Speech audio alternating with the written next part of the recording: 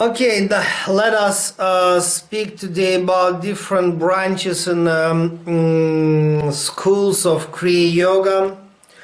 And it's kind of huge confusion for some people that there are many schools and branches of Kriya Yoga. Just recently, few people asked me the same question again and again: why we have a Kriya Yoga, and okay, this tradition become extremely famous, but we have different techniques, different approaches. And well, let us start with the fact that Kriya Yoga is extremely ancient tradition. We don't know how old is Kriya Yoga, but we can be sure that we have a number of scriptures which are 2, 3, 5,000 years old, and they already describe Kriya Yoga. That is Patanjali Yoga Sutra, that is Vijñāna Bhairav Tantra, that is, by the way, Bhagavad Gita, Shiva Samhita, and many other scriptures. And well, it means we can prove, okay, that this is extremely ancient. If any tradition exists for 2, 3, 5,000 of years, naturally it must be like, kind of different branches, traditions, schools, kinds of this system. It is impossible to expect that we have one and only Kriya Yoga for a few thousand years. Okay, now we have internet, we have transport, we can travel, we can exchange with information, but let us remember how it was centuries and centuries ago. And let us imagine some gurus in Himalayas, in East Himalayas, in Nepal, in West Himalayas, in Kashmir, in South Indian Tamil Nadu, and naturally, just because of this huge territory of India, we have to admit that many schools and branches of Kriya Yoga was born. And let us remember that we call this tradition as Kriya Yoga, but this name, this title is fixed because of Yogananda Paramahamsa. 1920, Yogananda came to the United States as a messenger from Himalayan masters. And I may imagine that when Yogananda, he was something like, 25 or so, 26, I don't remember exactly. He was very young anyway. He came to the United States, and it was clear for him that he must fix certain name, title, label to this tradition. Then it will be much easier to work with the people and explain everything. And that's how he fixed this Kriya Yoga title for the tradition. Now it's difficult for us to imagine that, before Yogananda, it was like number of names for that tradition. For example, Raja Yoga, Tantra Yoga, Purna Yoga, many other kinds of titles. And in Bhagavad Gita, Vyasadeva, he describes this as Raja Yoga. In Vijñāna Bhairav Tantra, this actually Tantra Yoga. But basically, it's the same kind of techniques which we call now Kriya Yoga. Kriya Yoga, basically, it's a bunch of techniques. It's tools. It's like key. And, what does it mean philosophy, which we apply to the Kriya Yoga as the tool? You can be Hindu, Buddhist, Christian, Jewish, Muslim, or New Age guy. You can practice Kriya Yoga. But anyway, true spirituality is self-inquiry. And it can be based on Christian philosophy, Jewish philosophy, Buddhist philosophy, Hindu philosophy, or any New Age philosophy. True spirituality means self-inquiry. means, okay, Lord God is inside my heart. Okay, very nice, good message, good news. Let us discover this absolute consciousness, this Lord God in my heart. Who cares? How can I call this God? For example, okay, Christ consciousness, or Buddha consciousness, or Krishna consciousness, or whatever you wish to call it. And this self-inquiry is philosophy.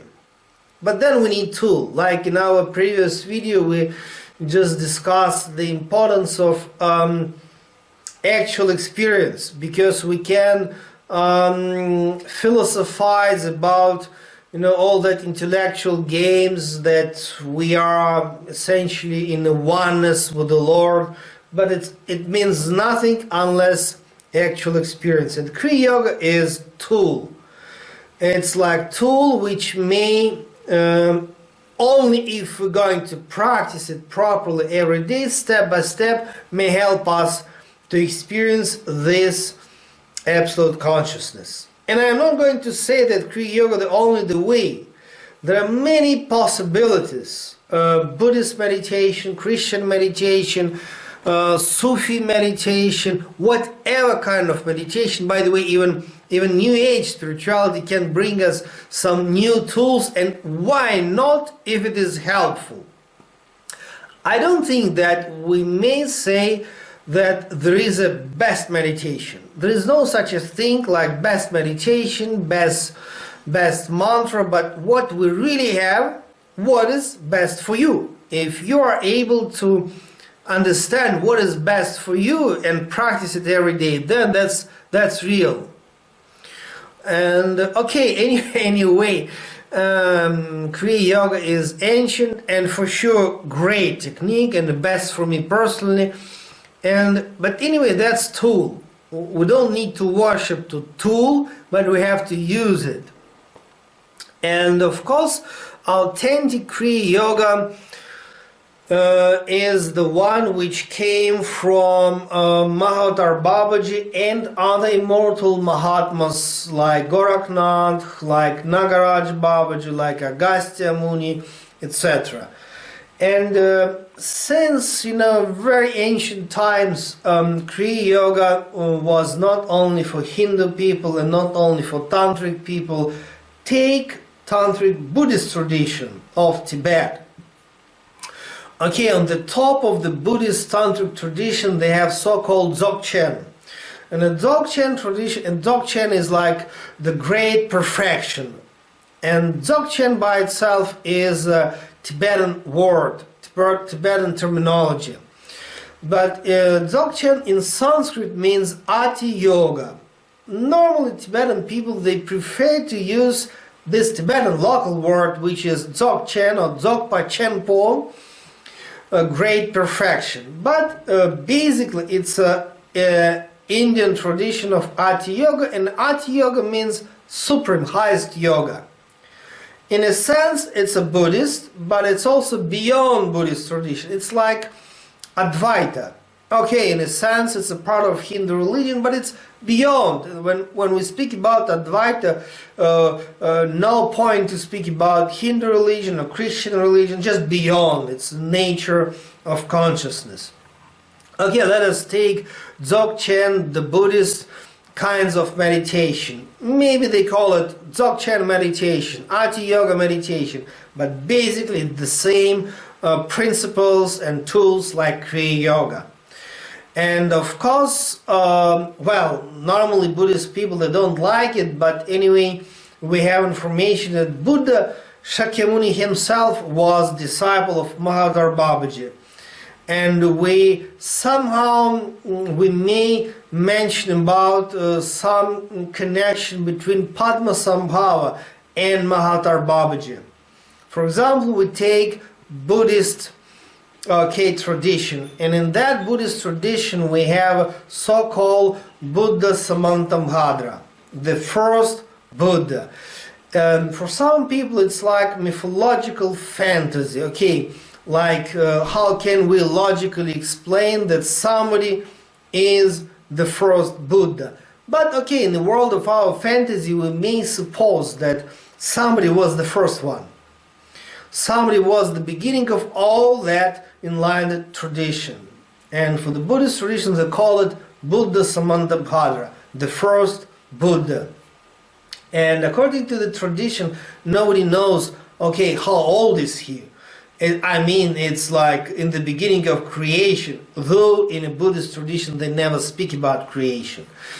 And this Buddha Samantabhadra, according to the information which we have in our Kriya Yoga tradition, is exactly Mahavatar Babaji, just in the form of Buddha Samantabhadra. By the way, if you take picture of this Buddha Samantabhadra, then put next picture which we have from Yogananda's autobiography.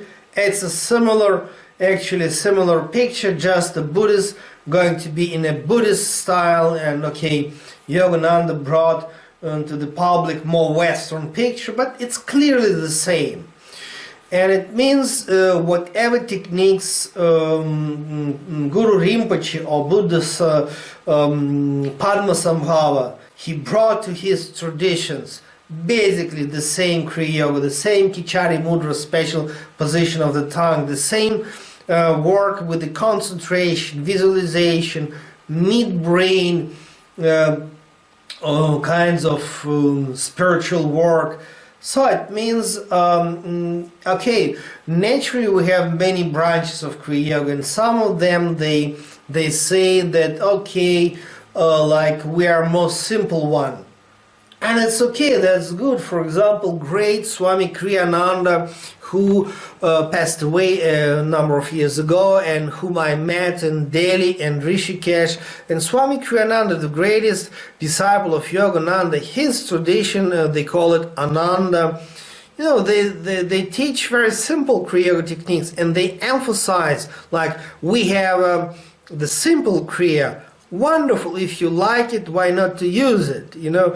But some schools of Kriya Yoga, they give more original one. For example, that kind of techniques which Yogi Rama gave to me. We can mention many other wonderful schools and gurus like Shailendra Sharma and the different like Bihar school. And you know, we're all different. And nobody is the best. We're all different because that's divine plan and because it's like very ancient tradition. And the point is that to choose the one which is the best for you. And just then practice. And please do not think that this is the best one. I mean, the best for us, but maybe not the best for somebody else. And then okay, choosing the one which is best for you, then of course the point is that the meditation may bring certain result, positive result, okay, spiritual transformation only if we are practicing. And only if we are practicing properly, then spiritual transformation is possible.